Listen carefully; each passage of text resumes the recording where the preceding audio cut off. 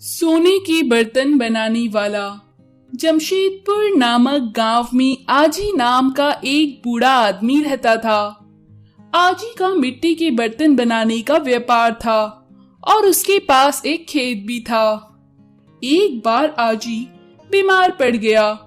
आजी अपने दो बेटे कविश और रवीश को बुलाकर बोला, बेटा, अब मैं बूढ़ा हो चुका हूँ। मेरे पास संपत्ति के नाम पर एक खेत और ये मिट्टी के बर्तन बेचने का व्यापार है। तुम दोनों इसमें से क्या लोगे? तभी रवीश बोला, पिताजी, आप मुझे अपना खेत दे दो। मेरे बस की ये घड़े बनाना नहीं है। पिताजी बोले, जैसी तुम्हारी मर्जी बेटा। रवीश बड़ा ही आलसी था। वो पिताजी के साथ बर्तन बनाने में कभी मदद नहीं करता था, बस अपने दोस्तों के साथ मस्ती करता रहता था। वहीं दूसरी तरफ कविश अपने पिता के साथ मिट्टी के बर्तन बनाता और बेचता था।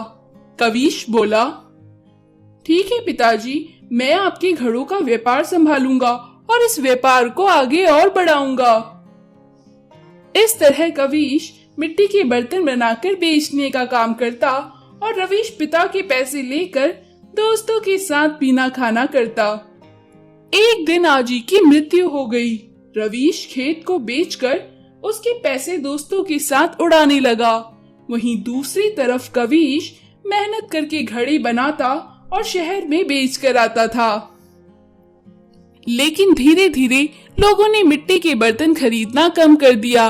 मिट्टी के बर्तन की जगह बाजार में कांच और तांबे के बर्तन आने लगे, जिसकी वजह से कविश का व्यापार ठप पड़ने लगा। एक दिन रवीश कविश के पास आकर बोला, देखा भाई, मेरी चालाकी। मैंने तो खेत लिया। मैं तो जानता ही था ये मिट्टी के बर्तन के व्यापार में कुछ भी नहीं रखा।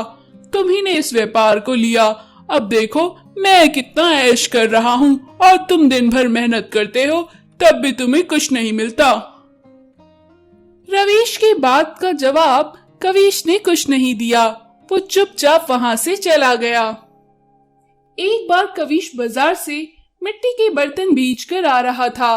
रास्ते में उसे एक दलदल में एक बकरी फंसी हुई दिखी, जो दलदल में धंसने ही वाली थी। कविश ने जल्दी से जाकर रस्सी फेंक कर उसे बाहर निकाला। बाहर निकालते ही वो बकरी एक देवी में बदल गई।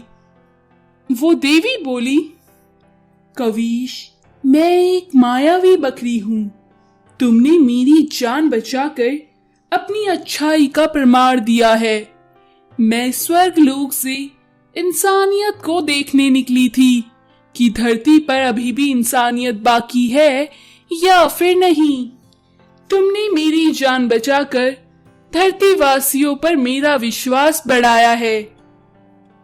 मैं तुम्हें वरदान देती हूँ, तुम जो भी मिट्टी इस दलदल से लेके जाओगे और उसके बर्तन बनाओगे तो वो सोने के बर्तन में बदल जाएंगे। कविश ने देवी को हाथ जोड़कर धन्यवाद दिया। तभी वो देवी वहां से गायब हो गई।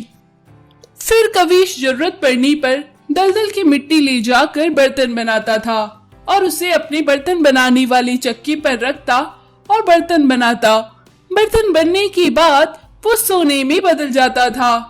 कुछ ही समय बाद कविश ने अपना बड़ा व्यापार बना लिया और उसने एक अच्छा घर और एक गाड़ी भी खरीद ली और वो तरह तरह के बर्तन, तांबे के, चांदी के, सोने के बर्तन बनाकर बेचने लगा।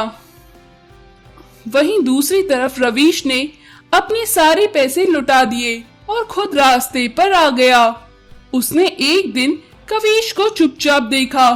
उसे बड़ा आश्चर्य हुआ। उसने सोचा, अरे ये कविश इतना अमीर कैसे बन गया? घड़े बेचकर ये इतना अमीर कैसे बन सकता है? मुझे पता लगाना ही होगा।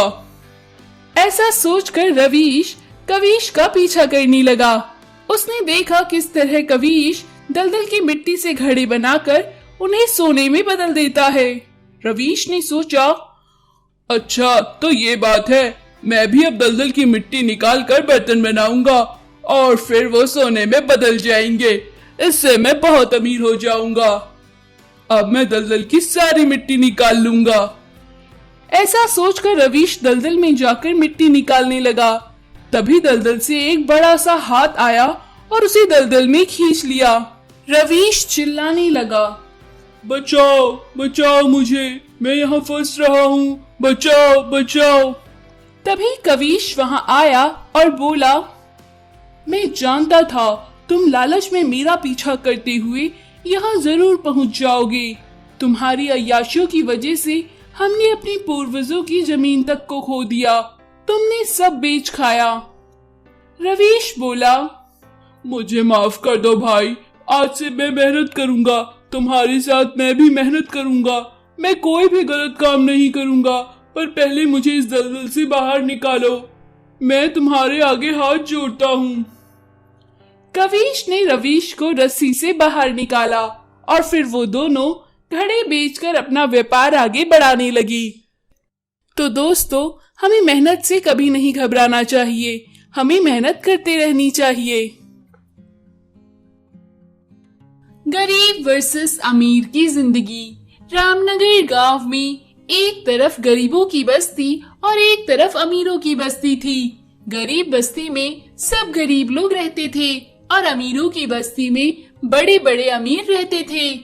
अमीर बस्ती में रहने वाला एक लड़का राहुल अपनी बस्ती के बच्चों के साथ खेलने में मजा नहीं आता था। वो हमेशा बगल के गरीब बस्ती के चंदू के साथ खेलता था। एक बार राहुल चंदू के घर गया और चंदू से बोला, देखो चंदू, मैं तुम्हारे साथ खेलने के लिए अपना सारा काम छोड़ के आया हूँ, चलो अब हम सब खेलते हैं। चंदू कहता है, अरे यार, मैं अभी नहीं खेल सकता, आज मेरे घर में पानी खत्म हो गया है और माँ पिताजी भी काम करने गए हैं, घर में बिल्कुल भी पानी नहीं है। राहुल कहता है, क्या तुम्हारे घर में पानी नहीं है? मेरे घर में तो एक बड़ा सा पानी का मोटर लगा हुआ है, हम जब चाहे उसमें से पानी ले सकते हैं। चंदू कहता है, राहुल, तुम अमीर हो और मैं एक गरीब हूँ, हम लोग रोज 4-5 किलोमीटर चलकर पानी भरने जाते हैं। राहुल कहता है, चलो दोस्त, मैं तुम्हें अपने घर से 2 मटकी पानी दे देता हूँ, जिससे तुम्हारा पानी जल्दी से भर जाएगा और फिर हम सब साथ में खेलेंगे। चंदू और राहुल अमीर बस्ती के गेट पर पहुँचते हैं।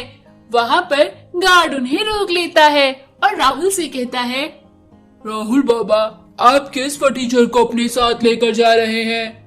राहुल बोलता है, ये मेरा दोस्त चंदू है और इसके घर में बिल्कुल भी पानी नहीं है और मैं इसे अपने घर से मटके में पानी दूंगा और फिर हम दोनों साथ में खेलेंगे। गार्ड बोलता है, आप अंदर नहीं ले जा सकते इसे, वरना मेरी नौकरी चली जाएगी। चंदू राहुल से कहता है, रहने दो दोस्त, वरना बात बढ़ जाएगी। मैं जाकर पानी लेकर आता हूँ, 4 किलोमीटर ही तो चलना है, हम पानी ला जाएंगे। और चंदू वहाँ से चला जाता है।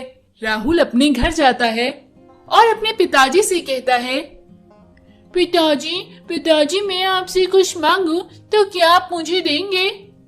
राहुल के पिता कहते हैं, हाँ बेटा, तुम्हें जो चाहिए वो मांगो।